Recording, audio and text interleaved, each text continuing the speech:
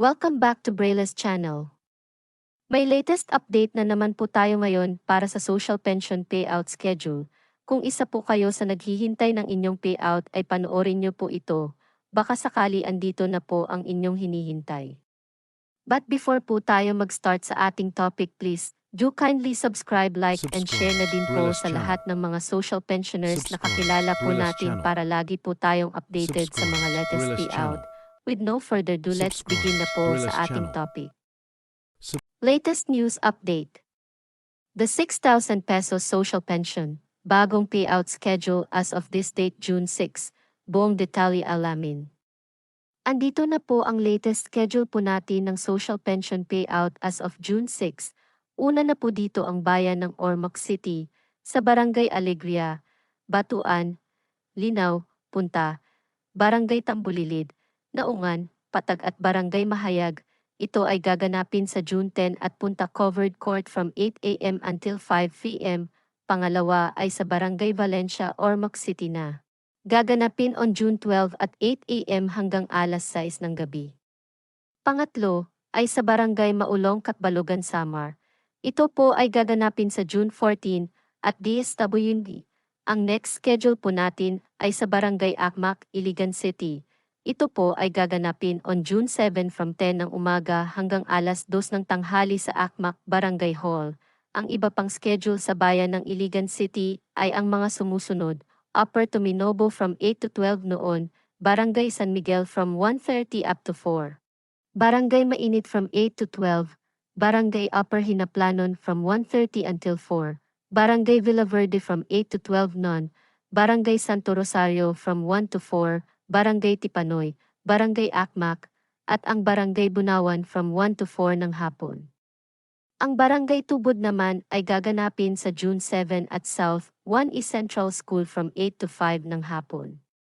Sa June 8 naman gaganapin ang payout sa Barangay Mahayahay from 1 to 4 ng hapon at sa Barangay Ditukalan naman ay from 1 to 4 ng hapon. Sa June 13 naman gaganapin ang lahat ng unclaimed ng buong barangay ng Iligan City.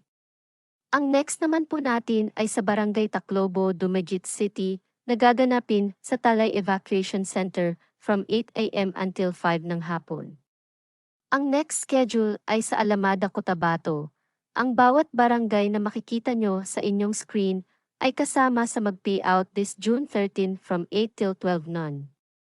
Kasama dito ang Barangay Giling, Brangayen, Pigkawaran, Lower Dado, Barangay Dado, Kitakubong, Mirasol, Makabasa at Raradangan. Sa June 14 naman ay gaganapin ang payout sa Barangay Bao, Malitubog, Pakaw, Kamansi, Mapurok, Pulayagan, Barangiran at Barangay Paruayan. Sa Kapalonga, Camarines Norte, mag-start ang payout on June 6. Ang bawat barangay ay nakaschedule sa bawat oras at venue na makikita nyo sa inyong screen.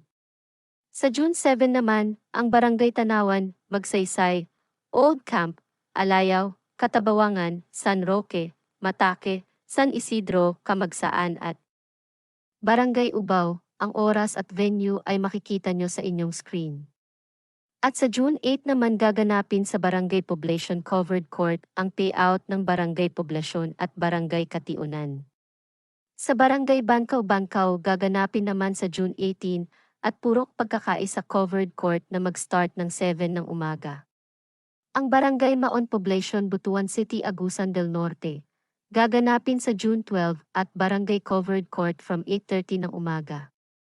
Sa Barangay Lemon at Pigdaulan, Butuan City ay gaganapin naman sa June 10 at Pigdaulan Covered Court from 8:30 hanggang 1:00 ng hapon. Sa Barangay Pangabugan, Butuan City ay gaganapin naman sa June 12 at Barangay Covered Court from 8:30 hanggang 1:00 ng hapon. Ang next schedule po natin ay sa Barangay Wawatanay, Rizal. Ang payout ay gaganapin sa June 18 at DLD's Test the Side na magsisimula ng alas 8 ng umaga. Sa Barangay Kupang, Antipolo City ay gaganapin naman sa June 13 at Maria Corazon Covered Court from 9 ng umaga hanggang alas 2 ng tanghali. Sa Barangay Katipunan, Bayani, Tanay, Rizal ay gaganapin naman sa June 18 na magsisimula ng alas 8 ng umaga ang venue ay abangan nyo na lang po sa inyong barangay announcement. At sa Barangay South Sembo Taguig City, ay kakaiba ang gagawing payout releasing, dahil ito ay gagawin nila house to house. Wow! Ang galing, kudo sa Taguig City.